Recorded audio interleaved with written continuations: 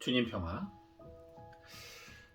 네, 오늘은 성주간 중에 이제 수요일이고요. 내일부터 성삼일이 시작이 되죠. 성주간, 예수님 순환의 절정인 성삼일을 앞두고 오늘은 예수님의 순환과 죽음을 마주하는 세 가지 부류의 사람들에 대해서 이야기를 나누고자 합니다. 우선 첫 번째 부류입니다.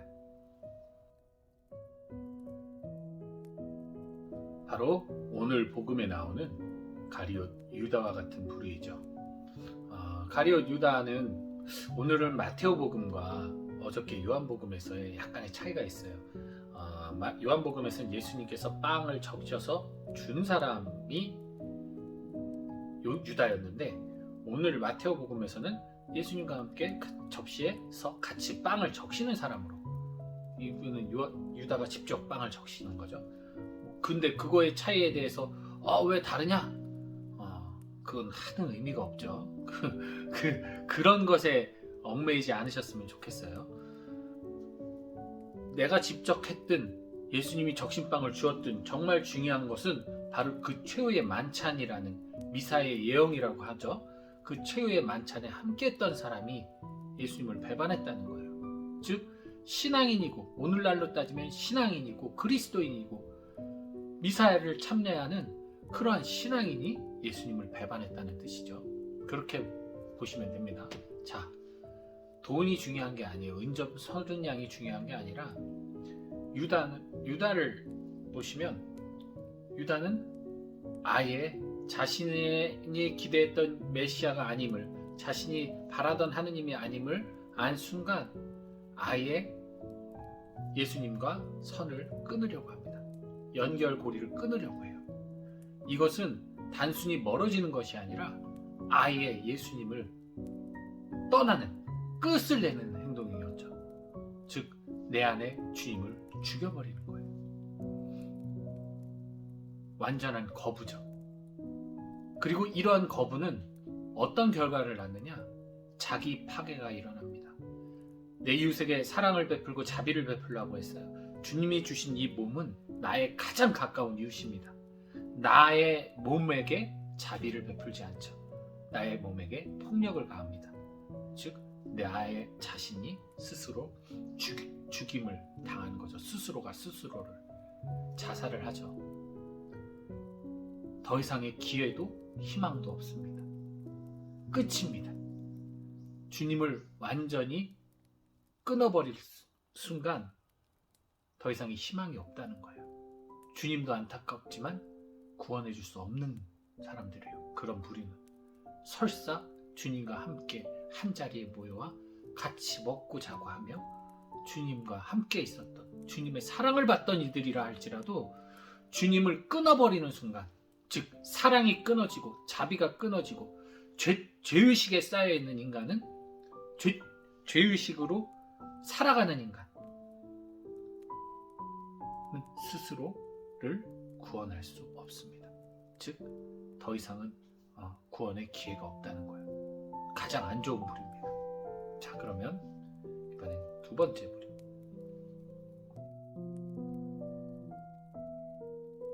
두 번째 부류는 베드로를 포함한 제자들의 부류입니다. 그들은 또한 유다처럼 예수님과 함께 다니며 먹고 마셨습니다. 그리고 예수님의 순환을 예고를 듣고 마지막 최후의 만찬에도 예수님을 배신하지 않으려고 안간힘을 씁니다. 그러나 그들은 어떻게 됐어요? 결국은 주님의 죽음 앞에서 두려움에 떨며 뿔뿔이 흩어집니다. 모두 다 도망가죠. 죄에 빠진 거예요. 용기도 없고 그만큼의 주님에 대한 온전한 사랑이 부족했던 거죠. 그것보다는 주님을 이용해서, 주님이 필요해서 주님을 따라다녔다는 거죠. 자기들이 더욱더 이 믿음을 통해, 이 신앙생활을 통해 이득을 얻기 위해서, 세속적 이득을 얻기 위해서 따라가던 부류예요. 그러다 보니까 정작 믿음의 시련이 닥쳤을 때 두려운 거예요. 고통이 두렵고 무서워서 도망을 칩니다. 물론 그것도 큰 죄죠. 그러나 다행히 이들은 도망을 치긴 했지만 자비를 버려놓지는 않았어요. 스스로 모든 것을 끝을 내지는 않았습니다. 그들에겐 희망이 있었어요. 왜냐하면 주님을 등지고 떠나가던, 즉 죄의 길로 가던 그들과 함께 예수님은 동행하셨기 때문이죠. 엠마오로 가는 두 제자와 함께 동행하셨죠. 다락방에 숨어있던 그들에게 나타나셨죠. 그들에게는 회개의 기회가 있었던 거예요. 죄의식에 쌓여 있었지만, 그래서 부끄럽고 수치스러워서 주님으로부터 숨어들었지만 세컨드 찬스가 주어지는 거죠. 숨어들었지만 그럼에도 불구하고 그 부끄러움을 알고 하느님 앞에 자기의 그런 모습을 있는 그대로 드러내는 이들이었기 때문에, 그 나약함을 그대로 드러내는 이들이었기 때문에, 그것을 감추기에 목숨을 끊고 그것을 주님 앞에 드러내기 싫어 자살을 한 유다와는 달리 이들은 그 나약함을 있는 그대로 드러냈죠. 그것을 우리는 엠마오의 길에서 목격할 수 있습니다. 만약에 그들이 예수님에게서 떠나갔다면, 예수님에게서 완전히 마음이 끊어졌다면 더 이상 그 사람에게 예수님에 대해서 얘기하지 않았을 거예요. 예수님에 대해서.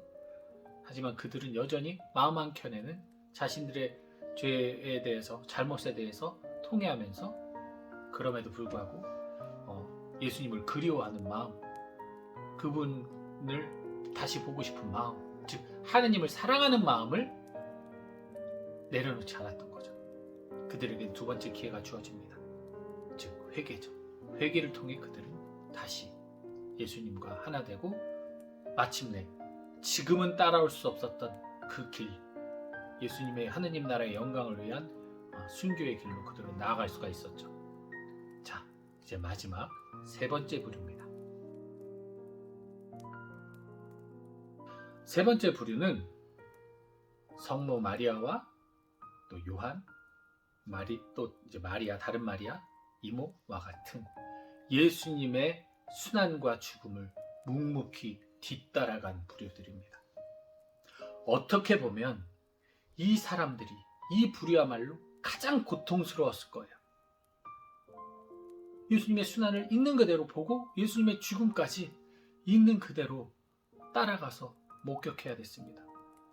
주님이 죽는 그 장면을 보면서 이들의 마음도 다 무너지고 이들도 어떤 면에서는 거기서 죽은 거예요.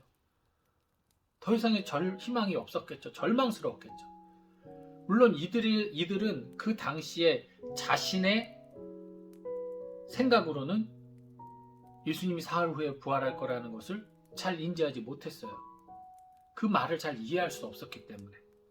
그러나 예수님을 끝까지 따라가고 예수님의 죽음을 목격한 이들에게 있어서는 그들은 이미 그 용기와 그 고통 안에서 이미 그들은 몸으로 주님의 부활을 준비한 겁니다.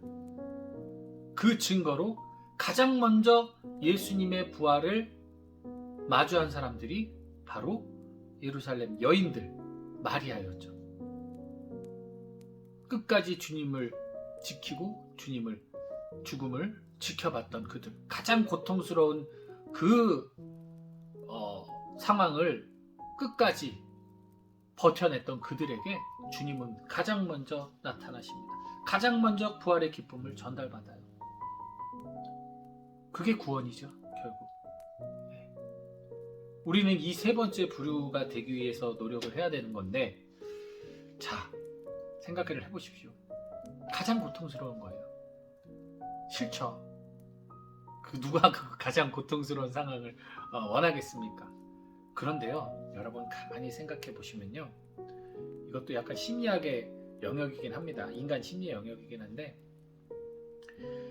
내가 고통이 두려워서 그 고통을 회피하면요, 당장 그 큰 고통은 면할 수 있을지 몰라도 너무나 긴 고통의 터널 속에서 더욱더 인간의 정신은 망가지게 되어 있습니다. 왜냐하면 이 고통을 회피했다는 얘기는 이 고통을 그저 이 내 안에 어딘가에다가 놔뒀을 뿐이지 없어지는 게 아니기 때문이죠. 그대로 남아있기 때문에 언제든 나를 다시 공격할 수 있고, 그 고통이 올까봐 두려워서 나는 전전긍긍해야 되는 거죠.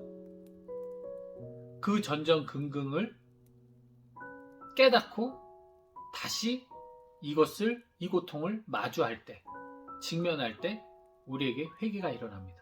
그러나 이 고통을 직면하기 싫어서 눈을 감고 끝까지 버틸 때 결국은 무자비하게 자기 자신을 죽이는, 즉 지옥으로 가는 결과가 일어난다는 거죠.